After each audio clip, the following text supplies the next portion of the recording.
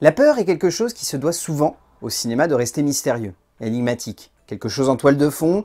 qu'on n'arrive pas forcément à comprendre, encore moins à interpréter, et qui va du coup permettre à l'œuvre de gagner en puissance au fur et à mesure de son avancée dans l'esprit du spectateur. Certains auteurs deviennent des maîtres dans cette approche souvent fine, mais également complexe, d'une maîtrise sensorielle et esthétique qui n'est clairement pas à la portée de tous, pour donner lieu à des moments de cinéma souvent surprenants, mais surtout qui sonnent comme des renouveaux d'un genre qui peut parfois se cantonner à refaire encore et toujours la même chose. Ces auteurs savent comment dominer la peur, comment lui donner une forme surprenante qui va embarquer le spectateur dans un voyage rare, où celui-ci ne sera pas simplement poussé dans un retranchement terrifiant, mais va littéralement se faire happer et emporter par une ambiance et un style qui va bien plus loin que la simple mise en scène d'une peur qui sonnerait comme proche de nous. Ainsi se pose la maîtrise finalement cinématographique de quelque chose que parfois les cinéastes réduisent à une personne sautant face à l'écran ou utilisant une musique, souvent un peu trop abrupte, pour réussir à faire plus que sursauter. Mais de plus en plus, cette forme n'attire plus les auteurs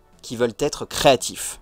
Dans son genre, le cinéaste ici présent a voulu construire quelque chose de très atypique dans la manière de générer de la peur sur un grand écran. Un réalisateur qui semblait prédestiné à simplement mettre en scène l'horreur de manière classique, en ayant repris le flambeau d'un cinéaste parfois un peu abrupt dans son geste, mais qui avait su s'imposer comme un génie de la peur, devenant presque comique ou détourné. Un auteur amenant un peu plus que simplement de la terreur dans son image, mais cherchant aussi à en composer avec les limites, pour déconstruire ce genre et donner lieu à des œuvres sortant clairement de l'ordinaire et emportant par là même l'esprit du spectateur dans un cheminement angoissant, terrifiant et souvent passionnant. Ti West est un metteur en scène qui veut jouer avec le spectateur de manière concrète, ne pas simplement lui faire peur, mais construire une peur qui va aller bien plus loin que simplement dans l'instant, mais donner lieu à une réflexion intense et noire sur l'homme, sur sa vanité, sur ses combats parfois perdus d'avance, mais qu'il cherchera à construire par ego, par cupidité,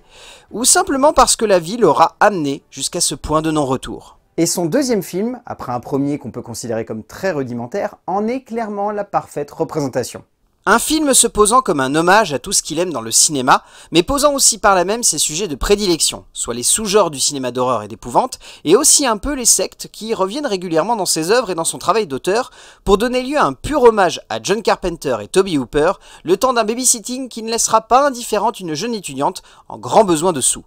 The House of the Devil est un véritable exercice de style qui encore aujourd'hui laisse beaucoup de spectateurs sur le banc de touche, la faute à une construction et un développement des personnages qui peut parfois laisser indifférent, tant ils sont basiques et classiques, mais où l'ensemble résonne comme l'exercice de style d'un cinéaste ayant les mains libres, non limité par son budget j'entends, et qui ne souhaite pas partir sur des sentiers battus. Car si l'ensemble est beau, esthétique et basique dans son écriture, c'est son travail autour des révélations et de la construction de la peur dans cette maison qui donne son identité et son style à un réalisateur qui ne veut pas faire peur comme les autres, mais qui veut amener un peu plus par sa mise en scène et son développement de la tension. Un coup d'éclat qui n'a clairement pas convaincu la plupart des spectateurs, mais qui pour moi reste une belle profession de foi par rapport à la suite de sa carrière. Car s'il y a bien une chose que l'on cerne rapidement avec Ti West, c'est son amour profond pour une certaine forme du cinéma d'épouvante. Cette envie de vouloir rejoindre les sous-productions d'horreur, parfois délocalisées dans certains pays, ou construites simplement autour d'une idée, pas toujours aboutie, mais qui pousse le spectateur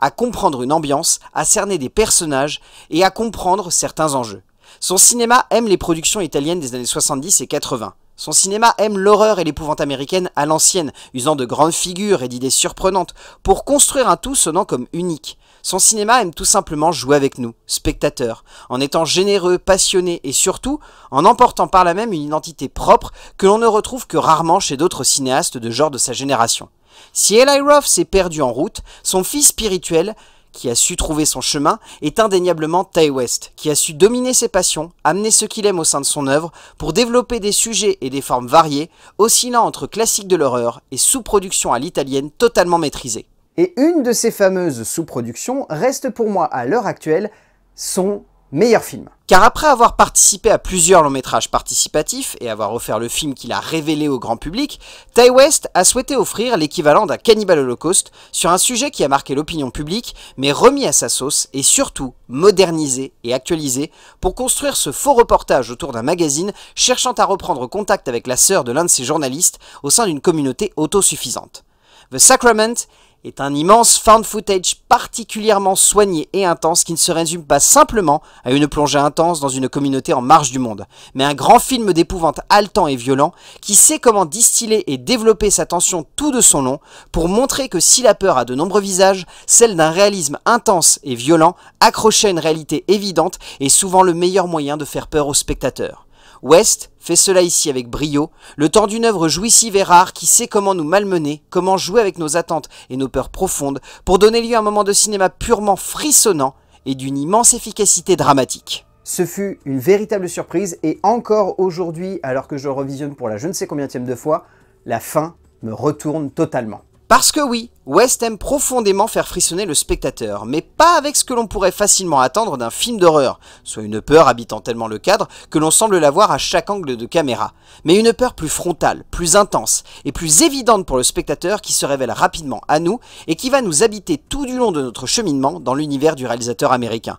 West veut que le spectateur sache la base même de la peur qui habite son cadre, donc il n'a jamais crainte de révéler à celui-ci ce qui se cache derrière tout le mystère qui habite l'image, posant une secte satanique avec des cadavres dans leur baraque, ou un gourou terrifiant et tétanisant que l'on va rapidement connaître et craindre. Et c'est là la grande forme et force de l'auteur. Révéler n'est pas pour lui un frein à sa progression de la peur dans le cadre. Il aime montrer l'essence même de son horreur, pour faire en sorte que la découverte de la suite n'en soit que plus terrifiante ou angoissante, comme si montrer une partie de cela n'était qu'aborder la surface d'un iceberg tout simplement magnifique où l'horreur ne fait que monter en crescendo. Et cela, peu importe le genre que choisit de convoquer l'auteur, comme le prouve un de ses derniers longs métrages. Son dernier long métrage en date est la magnifique représentation de cela, puisque le cinéaste avait choisi de convoquer le genre du western, qui a été particulièrement bien amené dans le retranchement de l'horreur ces dernières années, et que le metteur en scène a voulu prendre dans son essence la plus pure pour donner lieu à cet inconnu, débarquant avec son passé dans un petit village,